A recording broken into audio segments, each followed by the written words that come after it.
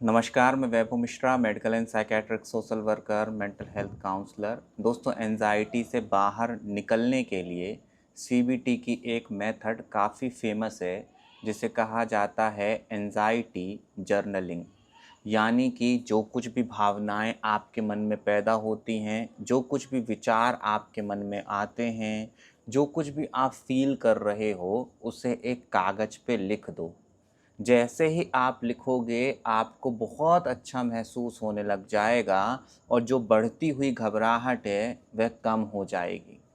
परंतु यह मेथड दोस्तों सभी लोगों के लिए प्रभावी नहीं होती है।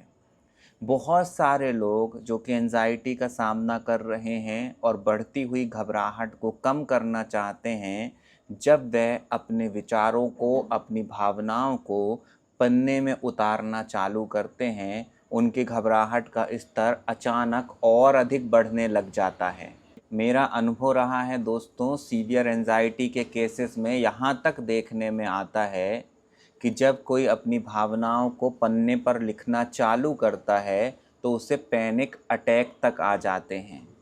यह बात समझना बहुत ज़रूरी है दोस्तों कि अगर आपको एक सामान्य सा डिस्टरबेंस है, आपके मन में कुछ परेशान करने वाले थोड़े बहुत विचार उठ रहे हैं, आपको पता है कि आपकी एंजाइटी का स्तर नॉर्मल है, तो शायद ये मेथड काम कर भी जाए। पर अगर आप सीवियर एंजाइटी का सामना कर रहे हैं, आपके मन में उठने वाले विचार रुकने का नाम ही नहीं लेते हैं, जैसे ही आपके मन में परेशान करने वाले विचार आते हैं, आपकी घबराहट अचानक से बढ़ने लग जाती है, तो यह मेथड आपके लिए बिल्कुल भी काम करने वाली नहीं है दोस्तों। क्योंकि आप परेशान ही इसलिए हो, आपके मन में जो विचार उठ रहे हैं, जो भावनाएं उठ रही हैं, उनसे आप पीछा छुड़ाना चाहते हो।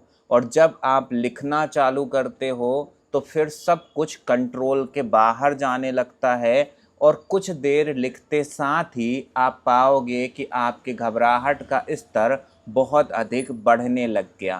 तो अब क्या किया जाए दोस्तों, जिससे कि बढ़ती हुई घबराहट को नियंत्रित किया जा सके? तो सबसे अच्छा तरीका है दोस्तों कि जैसे ही कोई नकारात्मक विचार आए, आप तुरंत उसे बदल करके सकारात्मक सोचना चालू करिए। ध्यान रखिएगा दोस्तों कि आप एक समय में एक ही विषय के बारे में सोच सकते हैं, या एक पल में आपके दिमाग में एक ही विचार आ सकता है। इसलिए ज़रूरी है दोस्तों कि आप अपनी जागरूकता को उस जगह पर लेकर के जाओ जहां से आपको सकारात्मक परिणाम मिलने की संभावना है, ना कि आप गड़े मुर्दे उखाड़ते रहो। जब आप अपनी भावनाओं को कागज़ पे लिखना चालू करते हो तो असल में कहीं न कहीं यह गड़े मुर्दे उखाड़ने जैसा है। क्योंकि हो सकता है आपको 5 साल पुरानी बात भी याद आ जाए, 10 साल पुरानी बात भी याद आ जाए, जिसका आज आपके वर्तमान जीवन से कोई भी लेना देना नहीं है। और जब आप आज में उन सारे विचारों को, उन सारी भावनाओं को लिख रहे हो, तो आप बिना वजह ही घबराहट का सामना कर रहे हो, जिससे आप बच सकते हो सीधे तौर पे नकारात्मक विचार के आने पर सकारात्मक सोचते हुए। इसलिए ध्यान रखिए दोस्तों कि अगर आप सीवियर एंजाइटी का सामना कर रहे हैं तो प्रोफेशनल हेल्प की तरफ बढ़िए, और अगर आप अपने स्तर पे प्रयास करना चाहते हैं तो धैर्य रखिए। जिन भी मेथड को आप एंजाइटी से बाहर निकलने के लिए अपना रहे हैं, यह बात पूरी तरीके से ध्यान रखिए कि उसमें से कुछ मेथड आपके लिए कारगर होंगी और कुछ मेथड आपके ऊपर काम नहीं करेंगी।